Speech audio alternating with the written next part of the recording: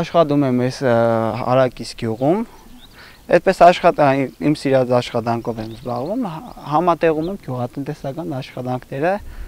այդ իմ աշխատանքի հետ, հիմնական աշխատանքի հետ։ Ինչքան անասուն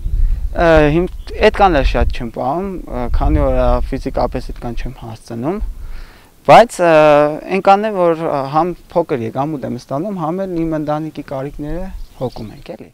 Թորոսկյուղցի Շարվիկ Պետրոսյանը իր հողու ջրին կպած ջանասեր երիտասարդի լավագույն օրինակ է։ Տարբերվում է համակյուղացի շատ երիտասարդներից, որոնք նախընտրել են արտագնա աշխատանքը։ Օգնում է ծնողներին, մանկավարժի գործը համատեղում է գյուղատնտեսական աշխատանքների հետ, թվարկում է այն պատճառները, որոնք ստիպում են իր հասակակիցներին լքել գյուղը։ Պատճառը հիմնականում բոլոր ծնկները Գյումրի տեղափոխվին, Հարակից քաղաք, ու հիմնականում մտածենք, որ ավելի լավ է արտագնա աշխատանքի տան կամ Գյումրի ինչ-որ մի հատ գործով զբաղվին, քան թե գյուղատնտեսությամբ։ Կարճատիպերը, մտածողության փոփոխությունը հիմնականում այդ է խնդիրը։ Նաև գյուղատնտեսությունը այդքան էլ եկամտաբեր չէ, էլի։ Նոր տեխնոլոգիաներ չկան, հին ավանդական մեթոդներով է դժվար է էլի իրենց համար։ Թորոսկյուղում բնակվում է 365 մարդ, բնակիչների հիմնական զբաղմունքը անասնապահությունն է, մասամբ զբաղվում են նաև հացահատիկային մշակաբույսերի մշակմամբ։ Մարդկանց սոցիալական վիճակն ուղիղ կապ ունի անասնապահության հետ կապված խնդիրների հետ, բարեբախտաբար բրուցելոզը շրջանցել է Թորոսկյուղը, սակայն դա միակ մարտահրավերը չէ գյուղացու համար։ Ես վերջին 2-3 տարիների ընթացքում անասնագլխաքանակը եւ խոշորը, եւ մանր, եւ ջրավոր գլխաքանակը պակասել է մոտավորապես 30-ից 40%-ի չափով։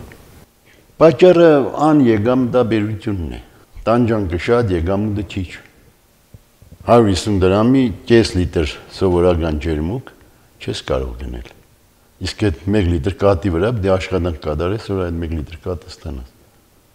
Մեր փոքր համեմատականներ տանենք վաբշելու է էլի։ 16 ընտանիք լքել է բնակավայրը, ընտանիքներով տեղափոխվել են Ռուսաստան եւ եվրոպական երկրներ։ Արտագնա աշխատանքի մեկնողների թիվը քիչ է, ընդամենը 3-4 երիտասարդ։ Հիմա նախընտրում են Հայաստանի խոշոր քաղաքներում գործ գտնել։ Վերջին շրջանում շատ երիտասարդներ պայմանագրային զինծառայության են անցել։ Դե գյուղում աշխատատեղ չկա բնական է։ Տեղափոխվում են կամ Գյումրի, կամ Երևան։ Հիմա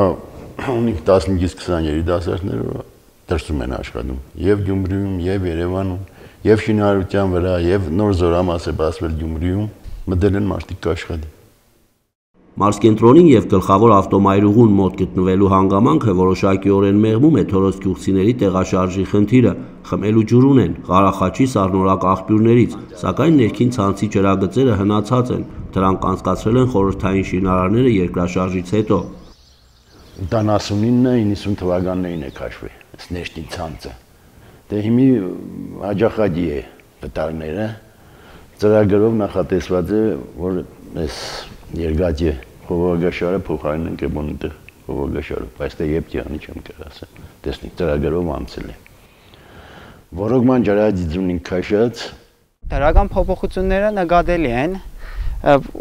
Բացասականն այն է, որ երիտասարդները որ կան գնում, այդպես նվազում է երիտասարդների քանակը, օրինակ ժամանցի այդ կարգավորումը Գյումրիում, այդպես ուրիշ տեղերում է կարգավորում, բնակ երիտասարդները քիչ են, բայց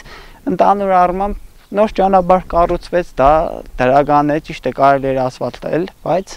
այս ձև կառուցեցին, դա իրենց գործն է։